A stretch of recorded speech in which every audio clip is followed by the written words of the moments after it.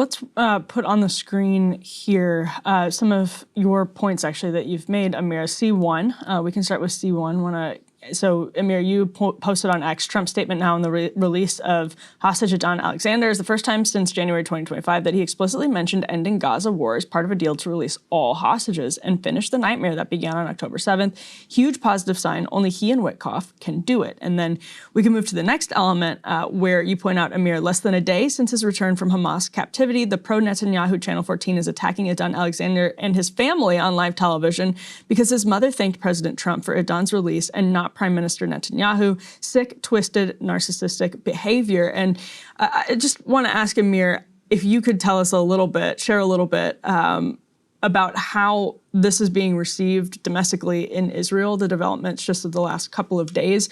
It's been really, I can't remember seeing such an interesting or interesting sort of political dynamic between the U.S. and Israel. Interesting, maybe surprising is maybe one way to put it. Unprecedented. Yeah. Listen, you're right, because let's look back what happened here. Okay, Idan Alexander is this 20-year-old guy. Grew up in New Jersey, son of Israeli parents. When he was 18, decided he wants to go back to Israel, serve in the military. And then he was taken by Hamas on October 7 and held in terrible, inhumane conditions for so many days, tortured and went through hell.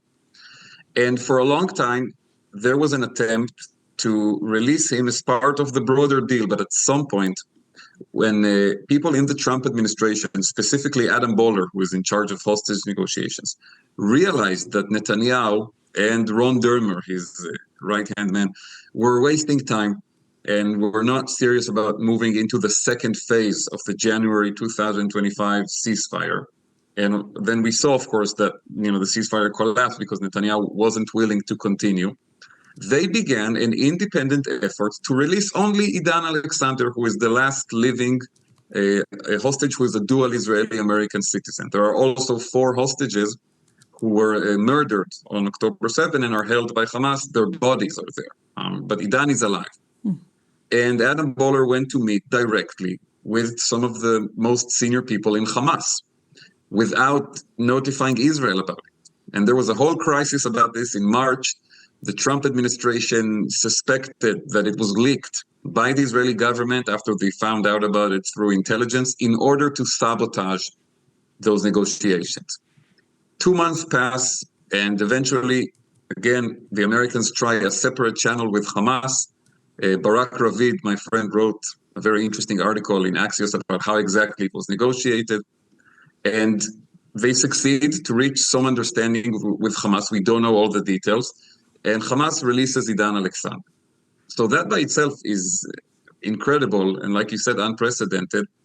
And in Israel, everybody is happy that Idan is out. Okay, this young man came to Israel to defend the country. He didn't have to do it, could have gone to college like everybody his age in America. So everybody is really happy for him. But we're also asking, wait, what does this mean? Is there a difference between an Israeli citizen who also has an American passport and all the others? If you're taken hostage by a terror organization, you better have an American passport, or otherwise your own government. I don't even want to continue the sentence, but it raises really disturbing questions. And then the second part of it was that yesterday, his mother, Yael, gave a short statement to the press at Ichilov Hospital in Tel Aviv, where Idan is recovering. And she thanked President Trump and Mr. Witkoff, and I think also Adam Boehler, and she thanked, the soldiers who fought to bring her son back and the doctors who are treating him. And she did not thank Prime Minister Netanyahu. And I think for obvious reasons, because he's been stonewalling, he's been wasting time, he's been avoiding a decision to make a deal and end this war. And again, there is suspicion that he harmed the previous attempt to release her son. And as a result of this, you had this ugly phenomenon of pundits and media people and people with large following on social media attacking her and attacking him, her son, simply because she thanked President Trump and not Prime Minister Netanyahu. And that I also wrote a column about it today in Haaretz. It's unbelievable. It's despicable. And instead of attacking her, and saying, why doesn't she thank Netanyahu? Maybe we can just move along to actually do a deal, bring out all the other hostages and end the war, and then we can have a lot of time to fight over who gets the credit. Yeah, and so there are a couple different reactions you could have as an Israeli public to that. Like, one is the one that you're describing, like anger at the mom, like how dare you? We don't have it, but there's this amazing clip, I'm sure you've seen it, where Witkoff and Netanyahu are talking, and Witkoff thanks Netanyahu for not getting in the way of the deal. Yeah, for not sabotaging it, basically. Like, absolutely striking thing to say while in a public call.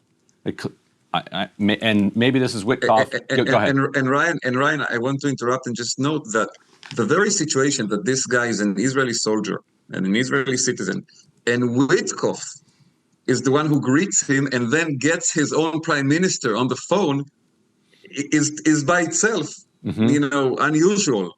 I mean, why should?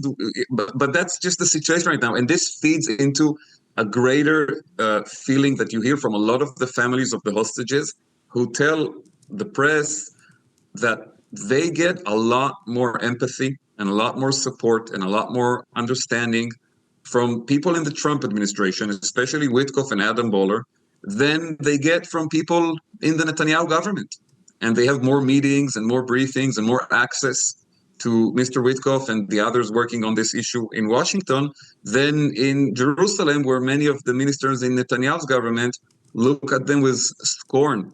Right. And they look at them as a burden that is hurting the war effort. Yeah, so that's what we've come to. It's very sad.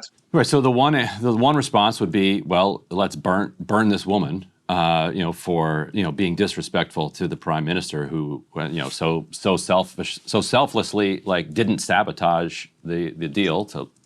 Can't he get some gratitude for that? The other reaction would be the one that you alluded to earlier, which is, what is wrong with my government that you have to have an American passport for them to care about you? Why don't they care about the Israeli citizens? So why isn't that more predominant? Why isn't that driving the politics?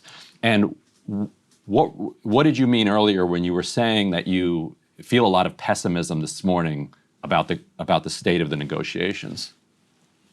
Well, the two things are connected to one another, because you see in public opinion polling that around 70% of Israelis tomorrow morning would gladly take a deal to release all the remaining hostages and end the war. This is something that has a lot of support in Israel. The government is refusing to do it. There is no real external pressure on Netanyahu to do it, because Trump so far has not crossed the Rubicon of actually applying pressure on Netanyahu in this direction. And you showed my post from a few days ago where I noted that he used those words for the first time, end the brutal war. Those were the words that Trump used in a post on X. That was the first time he even wrote it or said it. So the movement on this is slow.